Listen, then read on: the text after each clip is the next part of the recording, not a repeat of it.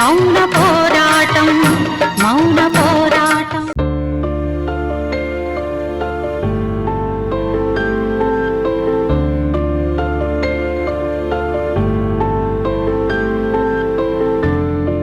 Okay mister Dwaraka, స్కానింగ్లో అంతా బాగానే ఉంది.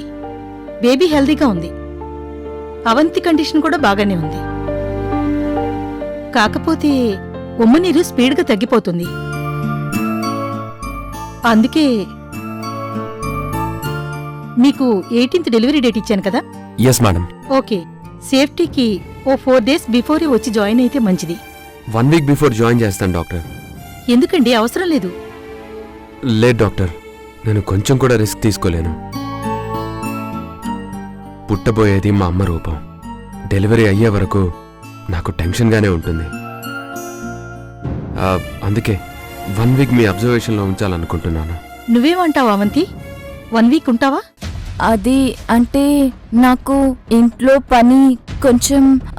ఇప్పుడు ఇంట్లో ఉన్న రెస్ట్ తీసుకోవడమే కదా అవంతి. అదేదో ఇక్కడే ఉండి రెస్ట్ తీసుకో.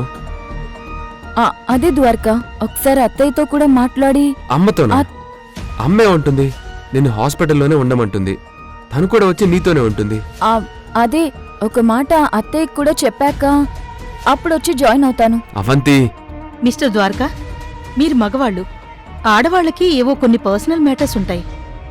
మీరు బేబీ గురించి ఆలోచిస్తున్నారు, తను అందరి గురించి ఆలోచిస్తుందనిపిస్తుంది. అవును డాక్టర్, నేను అందరి గురించి ఆలోచిస్తున్నాను. అందుకే ఒకసారి మా అత్తయ్యతో మాట్లాడి ఎప్పుడు జాయిన్ అయ్యేది చెప్తాను. ఏం ద్వారకా? ఓకే, ఏ ప్రాబ్లం రానంత వరకు నాకు ఏ అబ్జెక్షన్ లేదు. నువ్వు బేబీ మ్యాటర్ ఒక్కటే సెన్సిటివ్ మ్యాటర్ అనుకుంటున్నావు. అంతకంటే సెన్సిటివ్ మ్యాటర్ జానకత్తయ్య. ఆవిడ గురించి ఏం చెయ్యాలో దుర్గత్తయ్యతో మాట్లాడాలి. ఇట్స్ ఓకే అవంతి, మనకింకా టైం ఉంది కాబట్టి మీరు ఆలోచించుకుని ఎప్పుడు జాయిన్ అవుతారో నాకు ఇన్ఫార్మ్ చేస్తే నేను రూమ్ ఆబ్లిగేషన్ పెట్టమని స్టాఫ్కి చెప్తాను. ఎందుకంటే అదే టైంకి చాలా డెలివరీస్ ఉన్నాయి. ఆల్మోస్ట్ రూమ్స్ అన్నీ ఫిల్ అయిపోయి ఉంటాయి. Okay doctor. ఓకే అవంతి, నువ్వు మెడిసిన్ మాత్రం కంటిన్యూ చేయి. బిడ్డ కదలికలు చూసుకుంటూ ఉండు. ఉమ్మనీరు పూర్తిగా డ్రై అయిపోతే ప్రాబ్లం అవుతుంది. Okay doctor. Okay, take care. Thank you thank you doctor.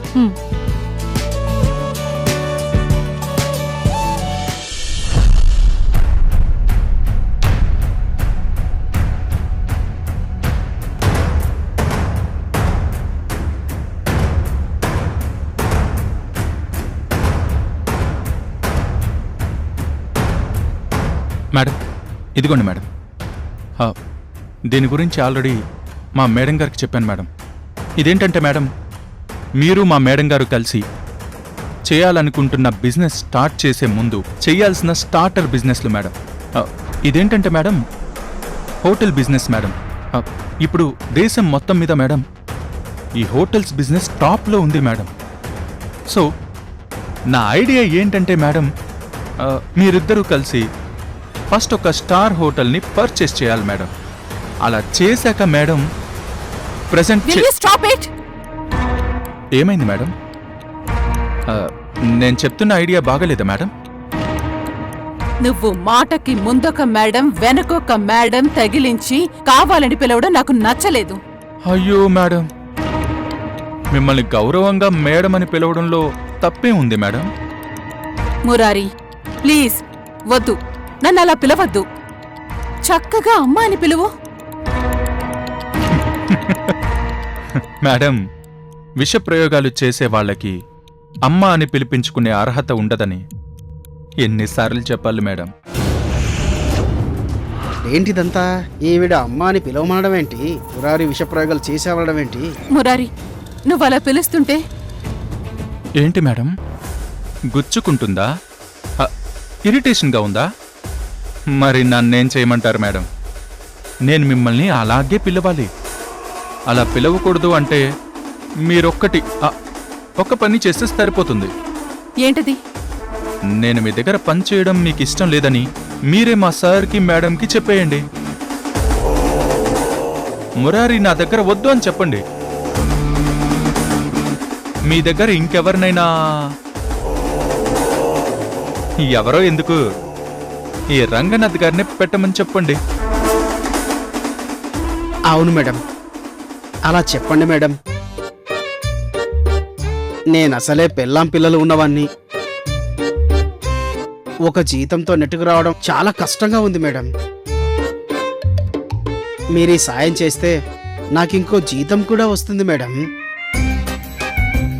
దాంతో మీ పేరు చెప్పుకొని నేను చల్లగా సంసారం చేసుకుంటాను మేడం. నోర్మే,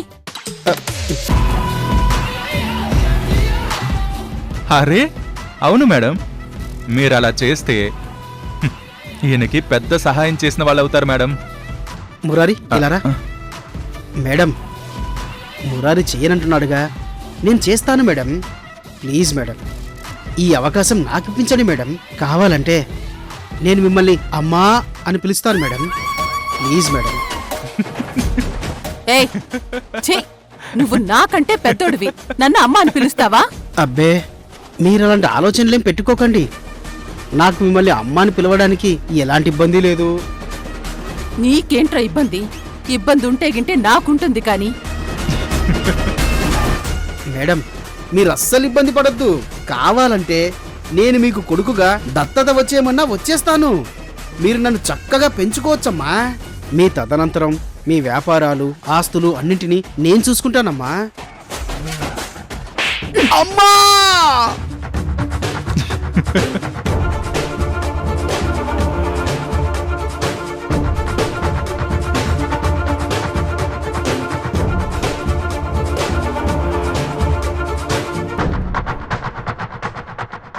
నువ్వే నాకు నాన్నలా ఉంటావు.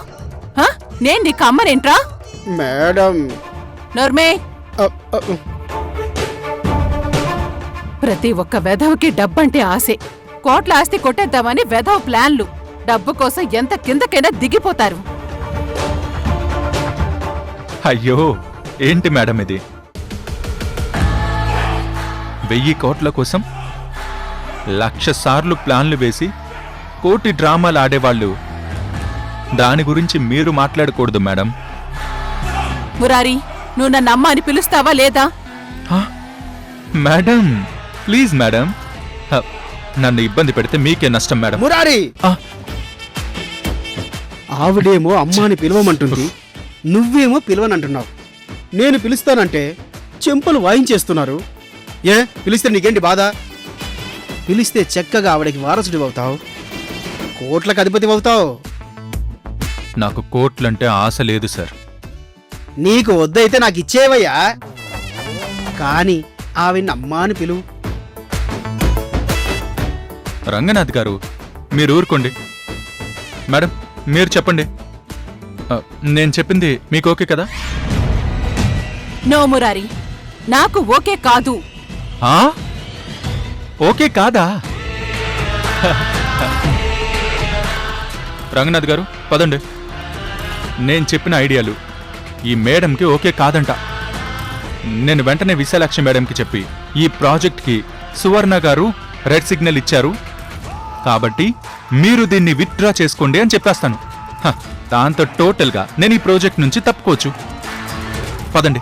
మురారి, నేను ఓకే కాదు అని చెప్పింది నీ ఐడియాల గురించి కాదు, నీ యాటిట్యూడ్ గురించి. నాకు కోపం తెప్పించి నా చేతే ఎలాగైనా నిన్ను నా నుంచి దూరం చెయ్యాలని నువ్వు వేసే ప్లాన్లు నా దగ్గర సాగవు. నువ్వు ఏం చేసినా ఈ ప్రాజెక్ట్ నుంచి తప్పుకోలేవు, నా నుంచి దూరం కాలేవు. నాకు నువ్వు చెప్పిన ఐడియాలన్నీ చాలా బాగా నచ్చాయని విశాలాక్షికి చెప్పు. నేను కూడా తనకి ఫోన్ చేసి మాట్లాడతాను.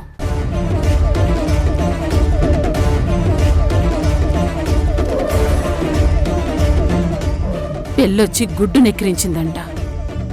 వీడు నాకే నేర్పిస్తున్నాడు.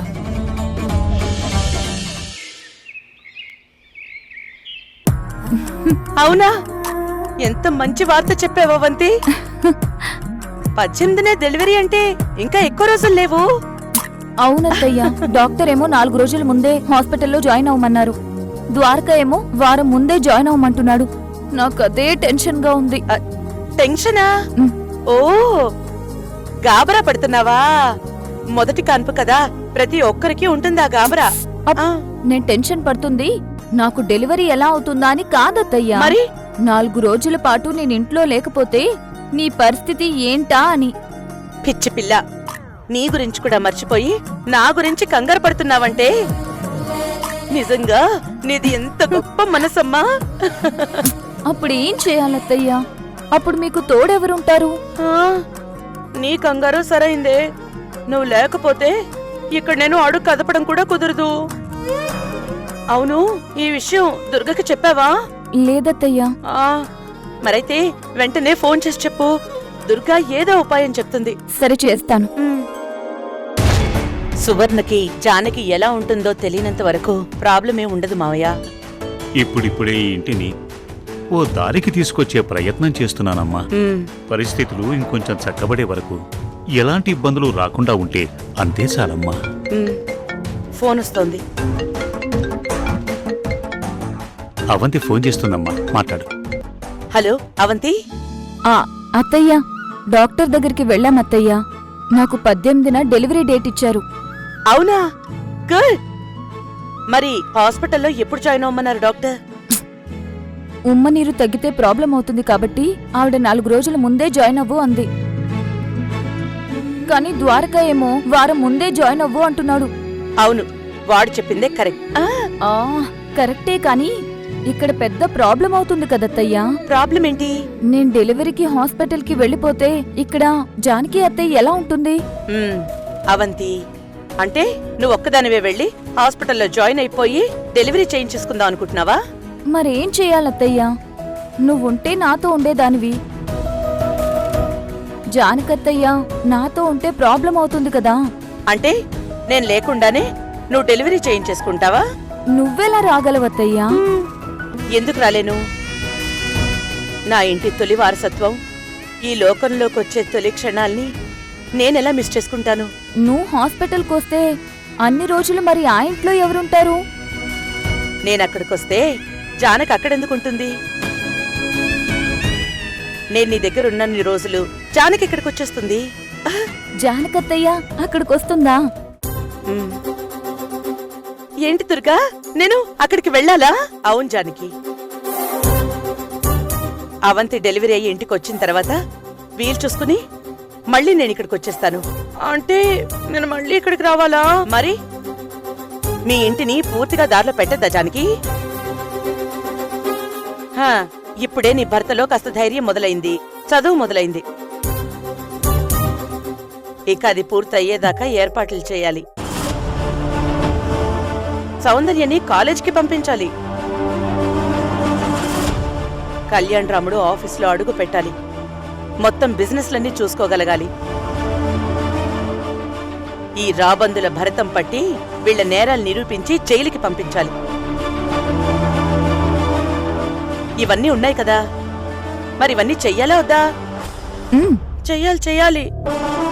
మరి నేను అక్కడే ఉండిపోతే ఇవన్నీ అవుతాయా? కావు. అందుకే కొద్ది రోజులు మన ఎక్కడున్న వాళ్ళం అక్కడికే వచ్చేసి తర్వాత మళ్ళీ నువ్వు అక్కడికి నేను ఇక్కడికి వచ్చేస్తాం. సరేనా? సరే దుర్గా. ఇదిగో, నువ్విలా బాధగా ఉండకూడదు. నేనేం చేసినా నీ సంతోషం కోసమే కదా. అయినా నువ్విప్పుడున్న పరిస్థితుల్లో నేనిక్కడుండి తీరాలి. కానీ కళ్యాణ్ రాముడికి చాలా ధైర్యం వచ్చింది. వీళ్ళందరూ తోకలు చాడిస్తే ఖచ్చితంగా తన కొరడాతో వీళ్ళని కంట్రోల్ చేస్తాడనే నమ్మకం నాకుంది. ఒకవేళ అంతకు మించేదైనా జరిగితే నేనున్నాను కదా, నేను చూసుకుంటాను. సరే దుర్గా, నువ్వెలా చెప్తే అలా. సరే మరి. ఫోన్ ఒకసారి అవంతికి ఇవ్వు. అత్తయ్య. అవంతి, హాస్పిటల్లో జాయిన్ అయ్యే రోజు నాకు ఫోన్ చేయి. ఏం చేయాలో నేను చెప్తాను. అలాగే అత్తయ్య. సరే. ఈ 4 రోజులు నువ్వు చాలా జాగ్రత్తగా ఉండాలి. ఏ మాత్రం తేడా అనిపించినా వెంటనే హాస్పిటల్కి వెళ్ళి నాకు ఫోన్ చేయండి, నేను వచ్చేస్తాను. అలాగే అత్తయ్య. ఉంటాను. అయితే జానకత్తయ్య మావయ్య దగ్గరికి వెళ్తుందన్నమాట. పో అవంతి. చాలా మంచి ఆలోచన చేసావమ్మా.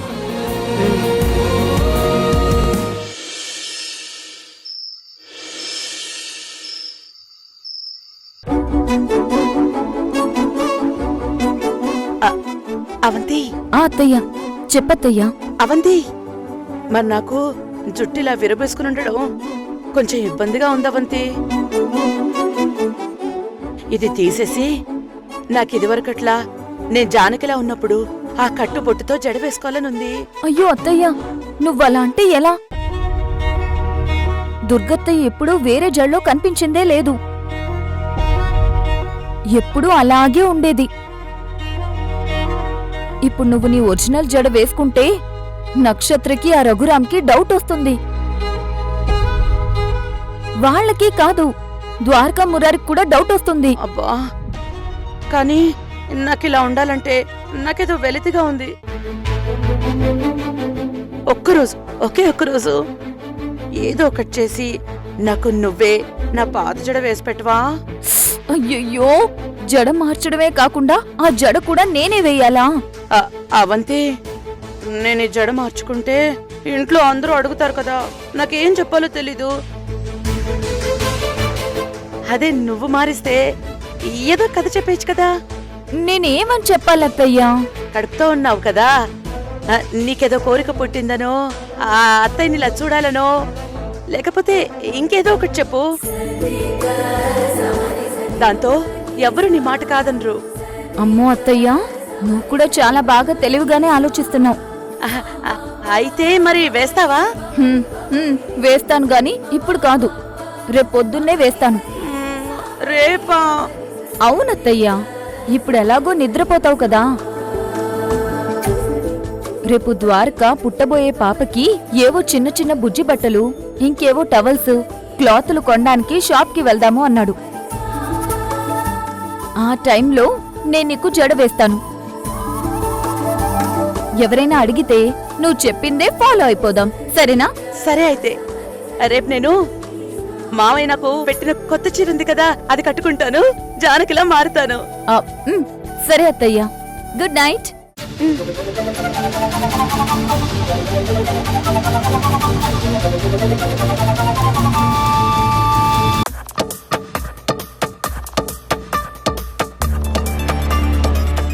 రఘురాం,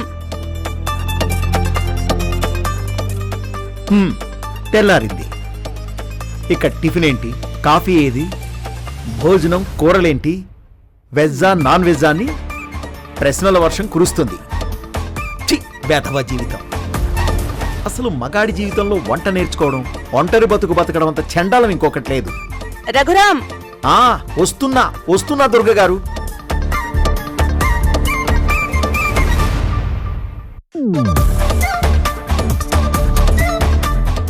చెప్పండి.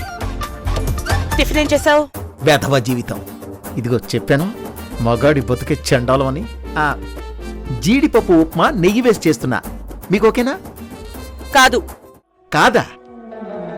జీడిపప్పు ఉప్మా నెయ్యి వేసి చేస్తుంటే ఓకే కాదా? అదేంటండి, అందరూ అంత ఇష్టపడి తింటారు కదా. అందరూ కాదు, బాగా డబ్బు ఎక్కువ ఉన్నవాళ్ళు ఇష్టపడతారు. మనమేమి అంత ఆస్తులు ఎక్కువైపోయి కొట్టుకోవడం లేదు. ఏ ఇడ్లీ దోశలో వేసుకోవాలి గాని మరీ ఇంత కాస్ట్లీగా నెయ్యి జీడిపప్పు వేసి మరీ టిఫిన్ చేయక్కర్లేదు. మరి ఏం చేయాలి? ఏం మినపప్పు పునుగులో వేయచ్చు కదా. వెంటనే ఇప్పటికిప్పుడు ఏ తల బద్దలు కొట్టేసుకొని చేస్తే పేడా పోద్ది. ఓ కప్పు నెయ్యి, గుప్పిడి జీడిపప్పు కాస్ట్లీనా? ఓ కేజీ మినపప్పు కాస్ట్లీనా? ఏంటి నీలో నువ్వే గొనుక్కుంటున్నావు? ఏం లేదండి, ఏం లేదు. నెయ్యి జీడిపప్పు తింటే ఒంట్లో కొవ్వు పెరుగుతుంది, మినపప్పు తింటే బలం పెరుగుతుంది. పేరుకున్న కొవ్వు వల్ల ఏవో ఒక రోగాలొస్తే డాక్టర్ దగ్గరికి వెళ్లే ఖర్చు తక్కువ, మినపప్పు రేటు తక్కువ. వినబడిపోయిందన్నమాట. సరేనండి, మీరు చెప్పినట్టే చేస్తాను.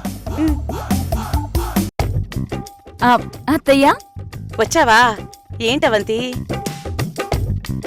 అత్తయ్య, మీకీరోజు జడ మార్చి కొత్త జడ వేస్తాను. కొత్త జడా? అవును. ఏది, ఇట్రండి, కూర్చోండి. అవంతి, అత్తయ్య జడతో ఆడుకోవాలనుకుంటున్నావేంటి పొద్దున్నే? రోజు నేను వేసుకునే జడ మార్చి వేరేలా వేయాల్సిన అవసరం ఏం వచ్చింది అవంతి? ఆ అవసరం రాలేదత్తయ్యా, కలొచ్చింది. కలేంటి? అవును, కలేంటవంతి? నాకు తెల్లవారుజామున ఒక కలొచ్చింది. ఆ కల్లో అత్తయ్య ఒక కొత్త రకం జల్లో కనిపించింది.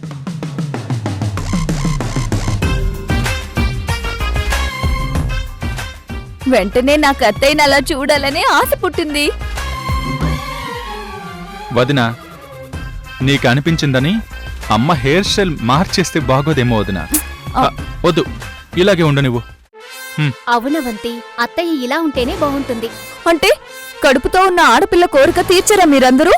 సర్లే, మీ ఇష్టం. అయ్యో వదినా, ఏంటి ఇలాంటి వాటికి కూడా అలుగుతారా? ఇది కూడా ఒక ఆశేనా?